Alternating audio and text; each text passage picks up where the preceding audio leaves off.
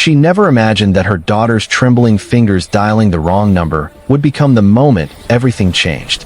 In less than 60 seconds, a simple mistake would shatter the walls between two completely different worlds. One of struggle and perseverance, the other of power and limitless resources. What started as a mother's collapse on a cold apartment floor would unravel into something nobody could have predicted.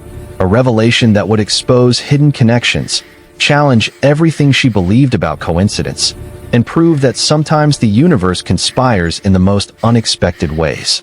The truth waiting on the other side of that phone call would change not just one life, but 3 lives forever.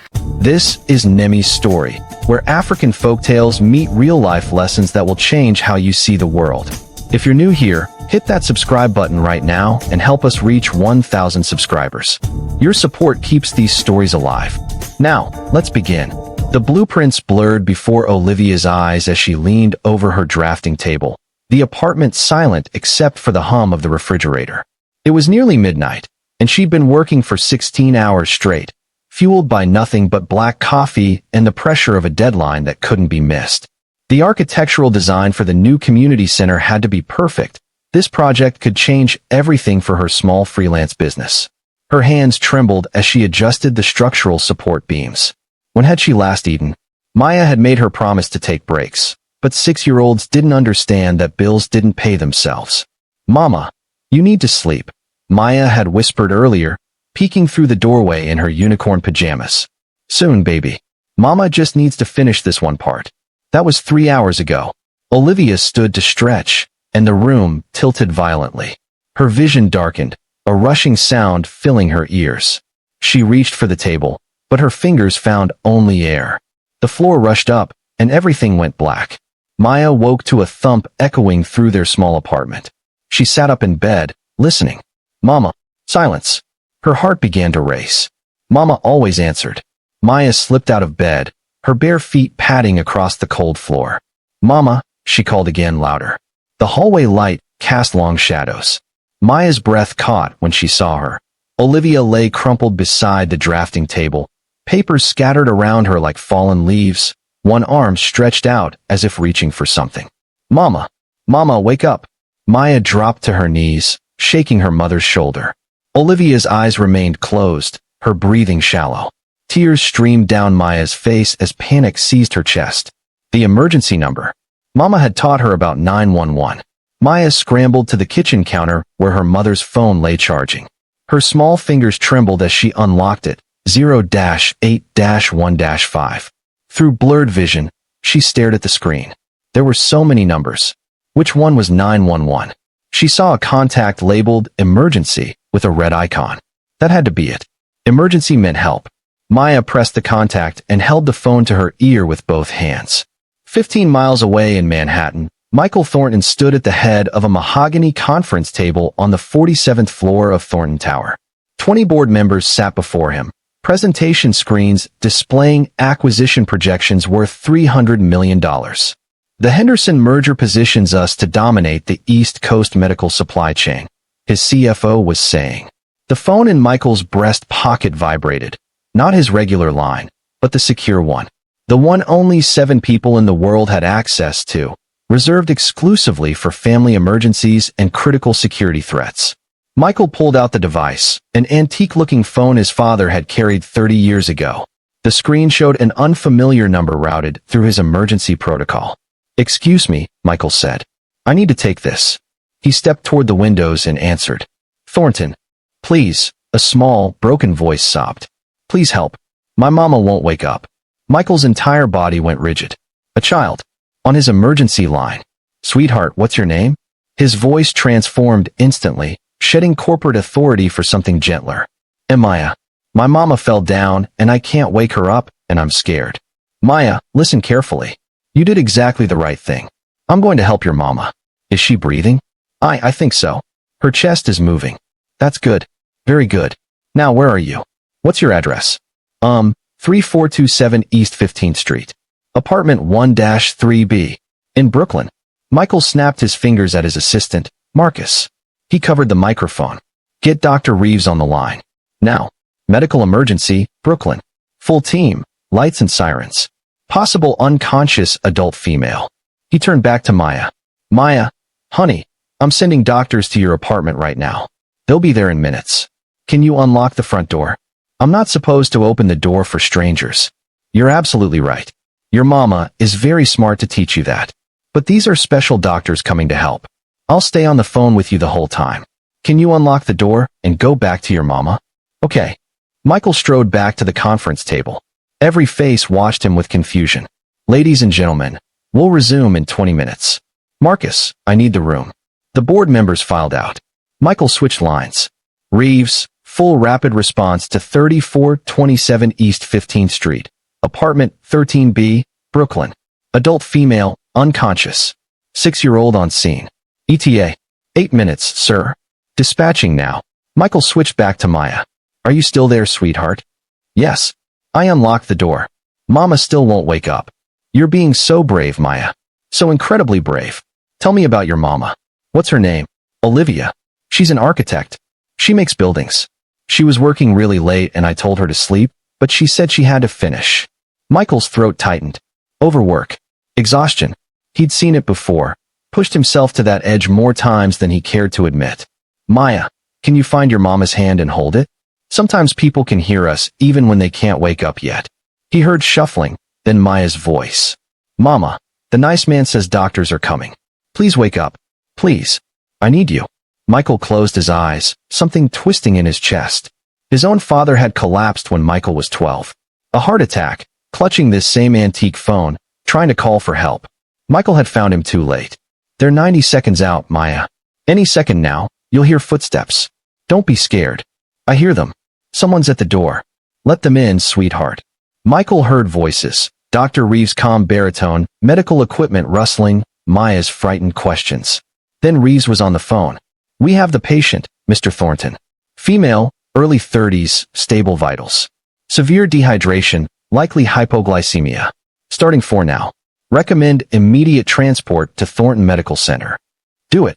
Full workup. And Reeves? Take care of the little girl. She's terrified. Understood, sir. Maya's voice broke through. Is my mama going to be okay? Please tell me she's going to be okay. Maya, Michael said. Your mama is going to be just fine. I promise. These doctors are taking her to the best hospital in New York. You saved her life tonight by being so brave. The line went quiet. Then Maya's tearful voice came through. Thank you, mister. Thank you for helping my mama. Michael Thornton, CEO of a multi-billion-dollar empire, felt his eyes sting with unfamiliar moisture. You're welcome, Maya. As the call ended, Michael stood alone, the city lights glittering below. He looked down at the antique phone, his father's phone, the one that had failed to save him but had just saved someone else. For reasons he couldn't explain, Michael knew this accidental call had just altered his carefully controlled life. And somehow, he was ready for it. The ambulance doors closed with a metallic thud that echoed through the quiet Brooklyn street. Maya sat strapped into a jump seat, her small hands clutching her stuffed elephant, watching as paramedics adjusted the 4-line running into her mother's arm. Olivia lay motionless on the stretcher, an oxygen mask covering her pale face, monitors beeping steadily in the confined space. Is she going to wake up soon? Maya whispered to the female paramedic beside her. Your mama's going to be okay, sweetheart, the woman said gently, adjusting a blanket around Maya's shoulders. Her body just needs rest and fluids. She's been working too hard. Maya nodded, tears threatening again. She'd heard Mama on the phone last week, her voice tight with worry. I can't lose this client. Maya needs new shoes, and the rent is due next week. I just need to push through. The ambulance weaved through late-night traffic, its lights painting the buildings in flashes of red and blue. Maya had never been in an ambulance before. She'd never seen her mother collapse before. Everything felt wrong, like the world had tilted sideways. At Thornton Medical Center, the emergency entrance gleamed like something from a movie. Maya had only ever been to the free clinic on Flatbush Avenue, where they waited 3 hours just to see a nurse. This place had marble floors, crystal chandeliers, and people in pristine white coats moving with quiet efficiency. This way, Dr. Reeves said, guiding the stretcher through double doors that whispered open automatically. We have the executive suite prepared on the 8th floor. Executive suite? Maya repeated, confused. What's that? It means your mama gets the very best room with the very best doctors, a nurse said, kneeling beside her. And you get to stay right there with her. Are you hungry? When did you last eat? Maya tried to remember. Dinner had been mac and cheese from a box, hours and hours ago. I'm okay. Let's get you something anyway, the nurse said kindly. How about some chicken nuggets and apple juice? The 8th floor was nothing like any hospital Maya had imagined. The hallway smelled like vanilla instead of medicine. Soft piano music played from hidden speakers. Through open doorways, she glimpsed rooms that looked more like fancy hotel suites than hospital rooms. They wheeled Olivia into Suite 804. Maya's eyes widened. The room had a real bed, not a hospital bed with metal rails, but a bed with a wooden head frame and a quilted comforter in soft cream colors. There was a leather couch by the window, a flat-screen TV, and a small kitchen area with a refrigerator and microwave. Floor-to-ceiling windows overlooked the Manhattan skyline, the city lights twinkling like earthbound stars. This can't be right, Maya whispered. We can't afford this. Dr. Reeves smiled as nurses transferred Olivia to the bed, their movements practiced and gentle. Mr. Thornton has taken care of everything, young lady. Your only job is to stay with your mama and let us know if you need anything. Anything at all. Within minutes, Olivia was settled, multiple monitors tracking her vitals, the 4 drip steady. Her color was already better, the harsh pallor fading from her cheeks. Maya climbed onto the couch, pulling a soft throw blanket around herself, and watched her mother's chest rise and fall. She's stable, Dr. Reeves told his team quietly. Severe dehydration, hypoglycemia, exhaustion. We'll run a complete panel in the morning, but I suspect she's been pushing herself beyond her limits for quite some time. No food, no water, too much caffeine and stress. Classic workaholic collapse, a nurse murmured. We see it more and more. Yes, but usually in executives, not single mothers working from home, Dr. Reeves replied. Make sure we get a nutritionist and a social worker to speak with her when she wakes. She clearly needs support. Maya barely heard them. She was staring at her mother, willing her to open her eyes. Please wake up, Mama, she whispered. I promise I won't ask for new toys. I promise I'll eat all my vegetables. Just please wake up. Back in Manhattan, Michael Thornton sat in his penthouse office long after the board meeting had concluded. The Henderson merger papers lay and signed on his desk. He couldn't focus.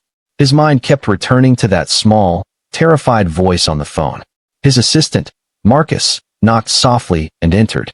Dr. Reeves reports the patient is stable and resting comfortably in Suite 804. The child is with her. They're projecting full recovery within 24 to 48 hours. Good. Michael leaned back in his chair. And the phone? How did a random number from Brooklyn route through my emergency line? Marcus shifted uncomfortably. We're investigating. The system is encrypted and restricted. Only authorized contacts should be able to reach that line. Unless what? Unless she had the number saved in her phone from a previous contact we're not aware of. Or someone gave it to her. Sir, do you know anyone named Olivia in Brooklyn? Michael shook his head slowly. No, but I want a full background check. Discreetly.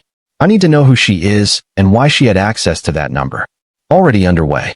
Initial findings show she's a freelance architect, 32 years old, single mother. No criminal record. Excellent credit score despite modest income. She's worked on several community projects, pro bono. No obvious connection to you or Thornton Industries. Michael frowned.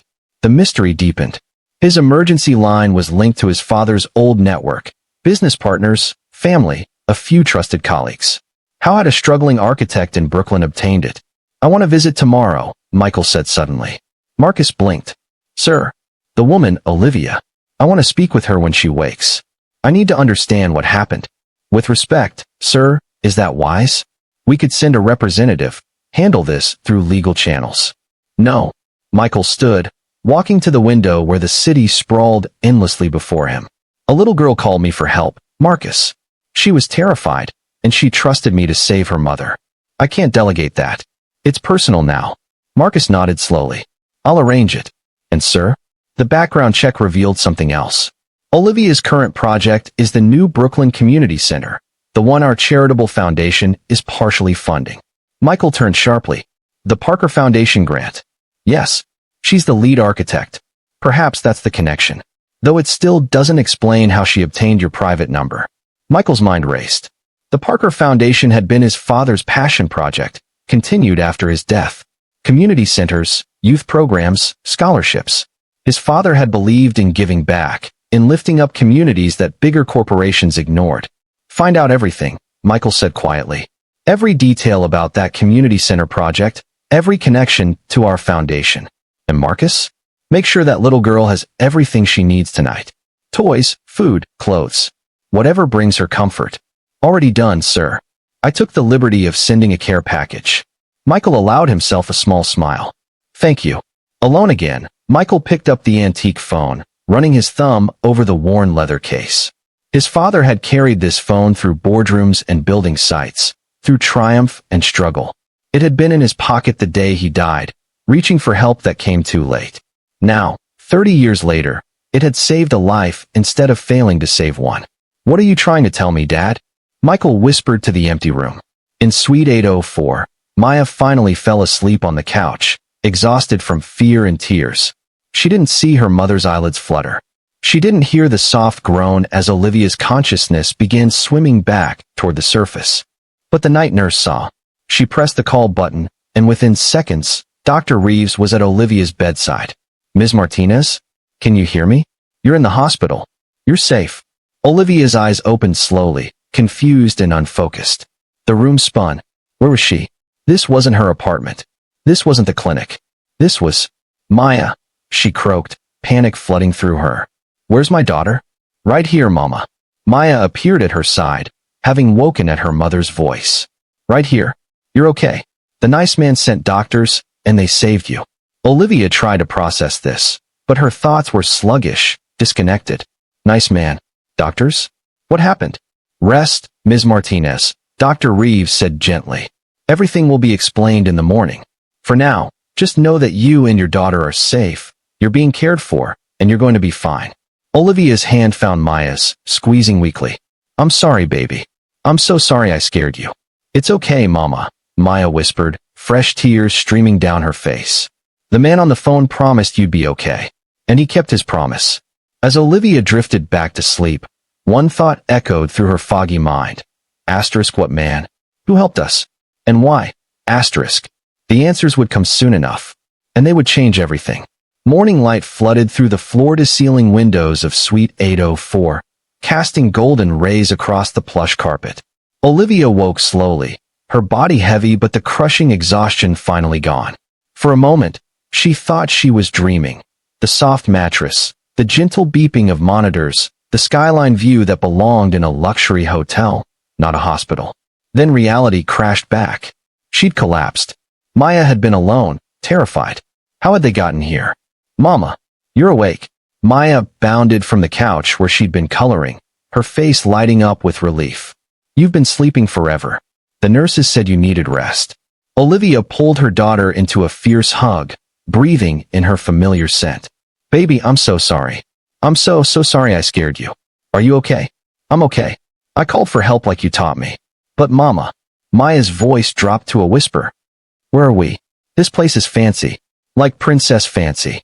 Before Olivia could answer, Dr. Reeves entered with a warm smile. Ms. Martinez, wonderful to see you awake. How are you feeling? Confused, Olivia admitted, sitting up carefully. What happened? How did I get here? And where exactly is here? You collapsed from severe dehydration, hypoglycemia, and exhaustion. Your daughter made an emergency call, and you were brought to Thornton Medical Center. You've been unconscious for approximately 9 hours. Your vitals are now stable, and with proper rest and nutrition, you should make a full recovery. Olivia's mind spun. Thornton Medical Center? That's the private hospital in Manhattan. I can't afford this. There must be some mistake. I need to be transferred to. All expenses have been covered, Dr. Reeves interrupted gently. Mr. Thornton has insisted on providing your complete care at no cost to you. Mr. Thornton? Who is Mr. Thornton? I don't know anyone by that name. A deep voice answered from the doorway. That would be me. Olivia's head snapped toward the entrance. A man stood there in an impeccably tailored navy suit, tall and commanding, with steel gray eyes that somehow managed to be both intense and kind. Everything about him radiated wealth and power, from his expensive watch to the way he carried himself with quiet authority. Michael Thornton stepped into the room, his gaze moving from Olivia to Maya. You must be Maya. We spoke on the phone last night. Maya's eyes went wide. You're the nice man. You saved my mama. You saved your mama, Michael corrected softly. You were brave enough to call for help. I just sent doctors. Olivia's protective instincts flared. Mr. Thornton, I appreciate whatever you've done, but I don't understand what's happening. Why would you, a complete stranger, do all this? How did Maya even reach you?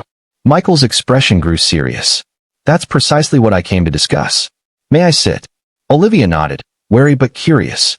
Michael settled into the chair beside her bed while Maya watched with fascination. Dr. Reeves quietly excused himself, closing the door behind him. Ms. Martinez, Michael began. Last night, your daughter called my private emergency line, a secured number that only 7 people in the world should have access to. When I answered, she told me you'd collapsed. I immediately dispatched my medical team. What I still don't understand is how she had that number in the first place. Olivia's brow furrowed. Emergency line? I don't. Maya, sweetie, what number did you call? The one in your phone, Mama. The one that said emergency with the red picture. You told me to always call emergency if something bad happened. Understanding dawned on Olivia's face, followed quickly by horror. Oh no. Oh no. No. That wasn't 911, was it? No, Michael said quietly. It was my direct line. Which brings me back to my question. How did you have it? Olivia pressed her hands to her face, mortification washing over her. The community center project. The Parker Foundation grant. They sent me a contact sheet 3 months ago with emergency numbers in case there were issues with the site or safety concerns. I saved one marked emergency contact into my phone, thinking it was for the foundation's crisis line. I never actually used it. I had no idea it was someone's personal number. Michael leaned back, pieces clicking into place. The Parker Foundation. My father established it 30 years ago. After he died, I took over its management. That emergency number, it was his personal line, the one he gave to key partners and projects he cared deeply about. When I inherited his phone and his responsibilities, I maintained the same system. Your father's phone? Olivia whispered. Michael pulled the antique device from his pocket, its leather case worn smooth with age. He carried this for decades. It's retrofitted with modern technology, but the core system remains the same. When someone this number, it's routed through an encrypted network directly to me. It's reserved for family emergencies and critical security situations. My father believed that if someone needed him desperately enough to use it, he should be available immediately. Olivia's eyes filled with tears. I am so sorry. Maya shouldn't have called your personal line. If I'd known, I would have deleted it immediately. You were in the middle of something important, weren't you? Business meetings, deals. A $300 million merger negotiation, Michael confirmed. But none of that mattered when I heard your daughter's voice. She needed help. You needed help. That's exactly what this line was designed for, Ms. Martinez. Don't apologize. But why are you here? Olivia asked, genuinely confused. You could have sent a representative, a lawyer, a hospital administrator. Why would someone like you personally visit someone like me? Michael was quiet for a moment, choosing his words carefully. When I was 12 years old, my father had a heart attack in his study. He was holding this phone, trying to call for help. I found him an hour later. Too late to save him. His voice remained steady, but Olivia saw the flicker of old pain in his eyes. Last night, this phone, his phone, saved a life instead of failing to save one. That matters to me. You matter. Your daughter matters. Maya, who'd been listening quietly, walked over to Michael and took his hand. I'm sorry about your daddy. Michael's composure cracked slightly. He looked down at the small hand in his and smiled. Thank you, Maya. I'm glad I could help your mama. He would have wanted that. Olivia wiped her eyes, overwhelmed by the strange twist of fate that had brought them together. Mr. Thornton, I don't know how to thank you, but I can't accept charity. I'll pay you back. I don't know how long it will take, but I'll. There's nothing to pay back, Michael interrupted firmly. Consider it an investment in the community center you're designing. I've reviewed your work, Ms. Martinez. It's exceptional. The plans you've created will serve that neighborhood for generations. That's worth far more than a hospital bill. You've reviewed my work? Olivia asked, surprised. I make it a point to know about the projects my foundation supports. Your design incorporates sustainable materials, flexible community spaces, and accessibility features that most architects ignore. You've thought about the people who'll use that building. Really thought about them. That's rare. Olivia felt heat rise to her cheeks. It's a community that's been overlooked for too long. They deserve something beautiful and functional, not just another generic building. Exactly, Michael said, something like admiration in his voice. Which is why you need to take better care of yourself. That community needs you healthy and able to see the project through. Dr. Reeves tells me you've been working yourself to exhaustion. I'm a single mother running a freelance business, Olivia said defensively. I don't have the luxury of regular hours or taking breaks when I'm tired. Bills don't pay themselves, and opportunities like this don't come twice. I understand that more than you might think, Michael replied. But collapsing from dehydration helps no one. Not you, not Maya, not the community waiting for that center. Promise me you'll accept the nutritionist consultation Dr. Reeves wants to arrange, and the social worker who can connect you with resources for freelance parents. Olivia wanted to refuse, to insist she could handle everything herself. But Maya's frightened face from last night flashed through her mind. Her daughter had been alone, terrified, watching her mother unconscious on the floor. That couldn't happen again. Okay, she said quietly. I promise. Michael stood, straightening his suit jacket. Good. I'll leave you to rest. Dr. Reeves will keep me updated on your recovery. If you need anything at all, the staff knows to contact me directly. Mr. Thornton? Olivia called as he reached the door. Why do I feel like this wasn't just a random accident? Like there's something else going on here. Michael turned, a slight smile playing at his lips. Maybe it wasn't random, Ms. Martinez. Maybe my father's phone has been waiting 30 years for the right emergency, one it could actually solve. Maybe some things are just meant to happen. As he left, Olivia stared at the closed door, her mind racing.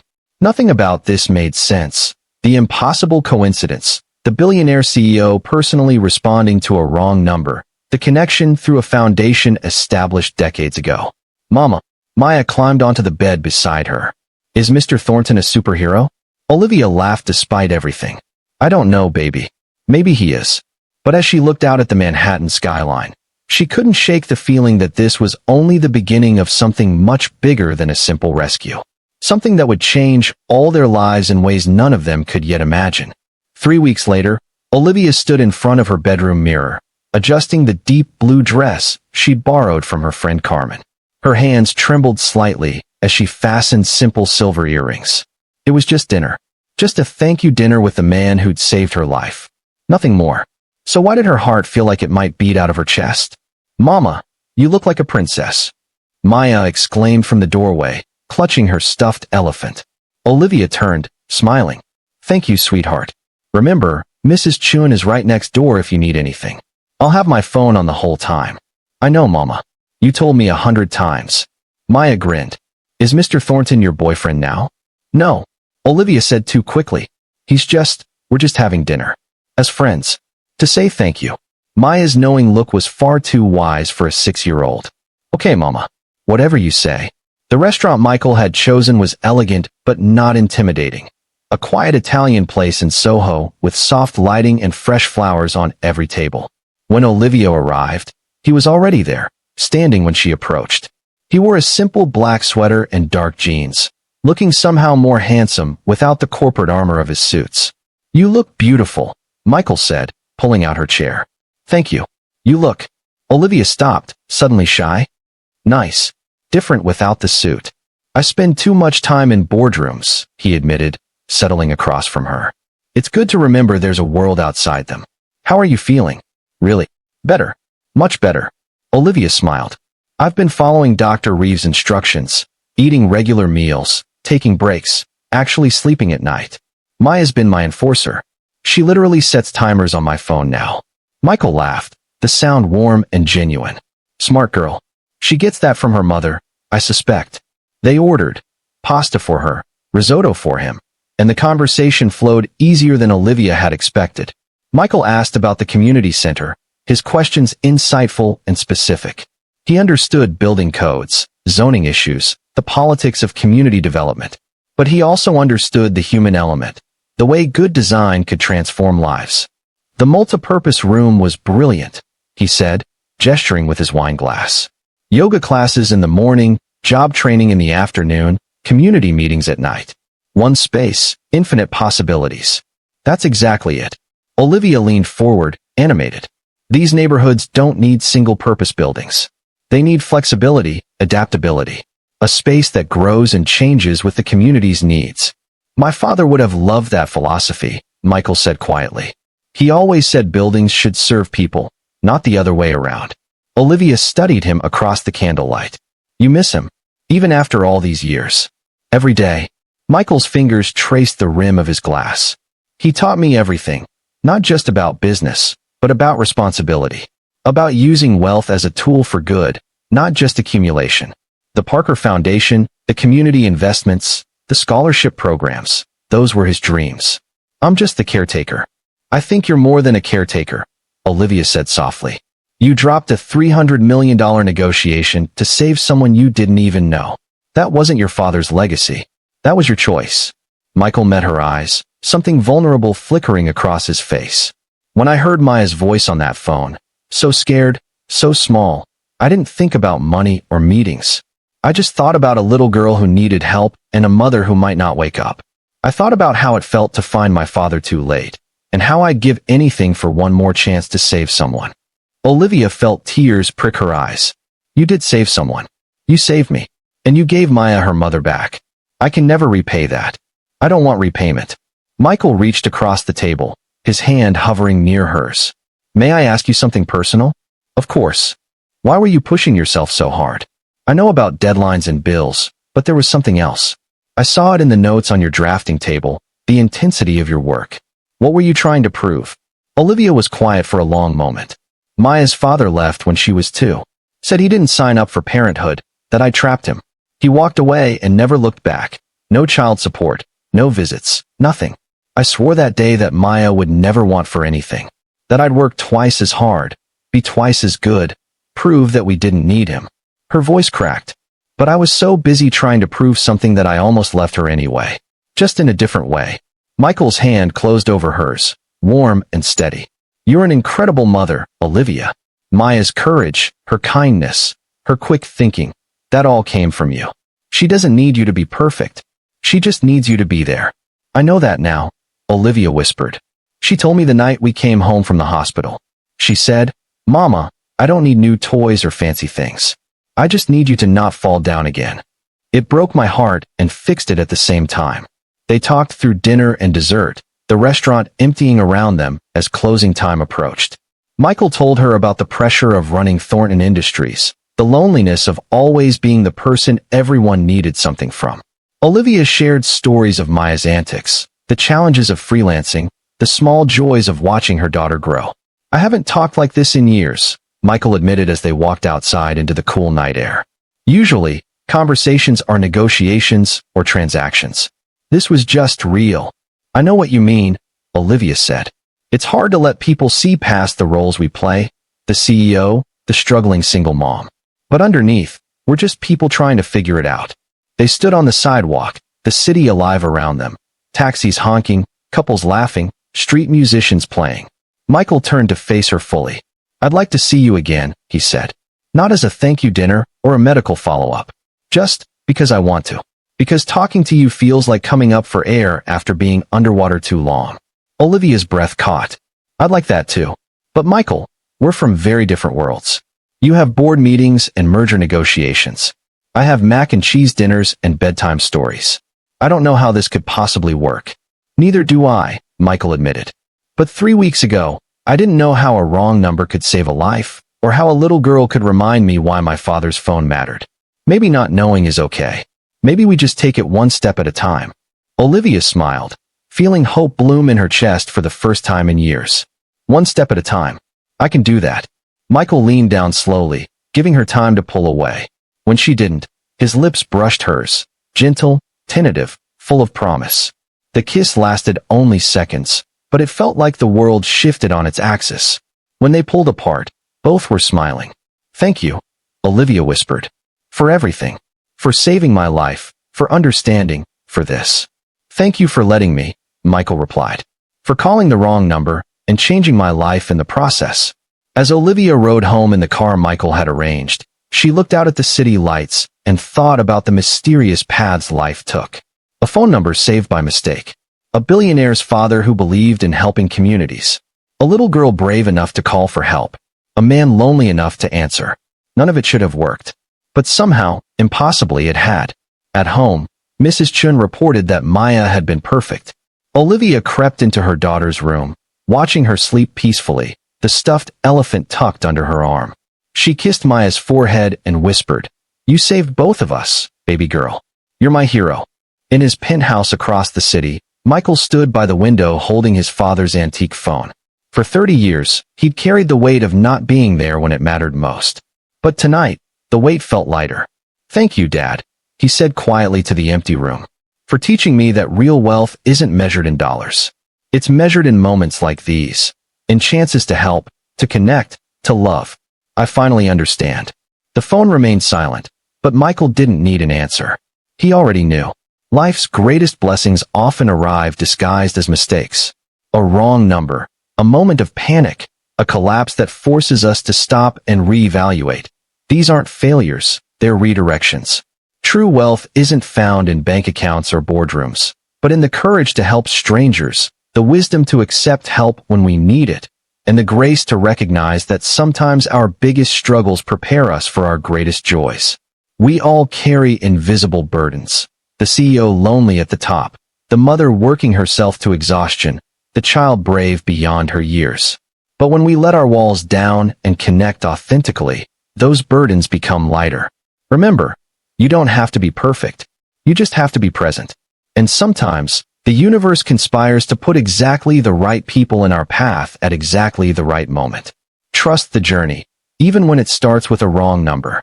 If this story touched your heart, give it a thumbs up and subscribe to Nemi's Story for more inspiring tales every week. Share this with someone who needs a reminder that help can come from the most unexpected places. Drop a comment telling us about a time when a mistake led to something beautiful in your life. We're building a community of storytellers here, and your story matters. Hit that notification bell so you never miss our next journey together. Until next time, remember, the best chapters of your life might begin with the wrong turn that led you exactly where you needed to be.